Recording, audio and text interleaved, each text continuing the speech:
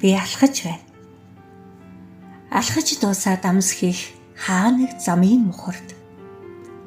Аниргүй дүнсих цагаан дээвэртэй хар сууц бий.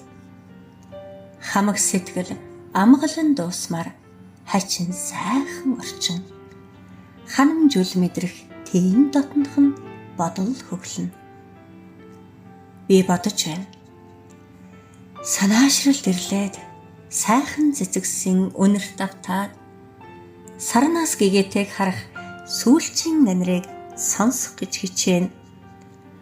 Гоних гэдэг ямархан болохын амтыг мэдрэггээд гараас чи хормын бөгжөн авчихлаа.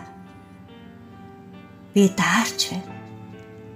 Ядам хурундах хайрын гормоор хүй торгоод яг тасарчихсан мэт хоосон мэдрэгдээд инээж буй сахиусан тэнгэрийн гэрэлт харцнаас итгэлийн оч гордоод хариуд нь салхин зохиулчихлаа.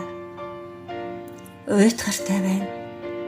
Багтаж ядсан сэтгэлийн их долгион дээр баяр гонгийн хөлөг ирж буцсаар их удаж мянган үнсэл тийм хэмжишгүй тэрэлтээс миний үлдээсэн дурсамж эзэнгүй болоод хийсч байна.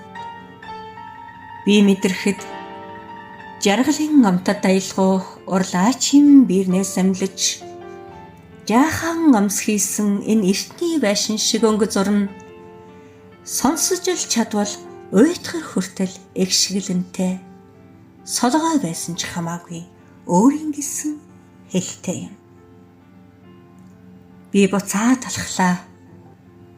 Нилээсэн цагаан мананг итгэлийн гэрлэр зүсээд намайг бүтээсэн орон зайд дуу бүтээхээр явлаа.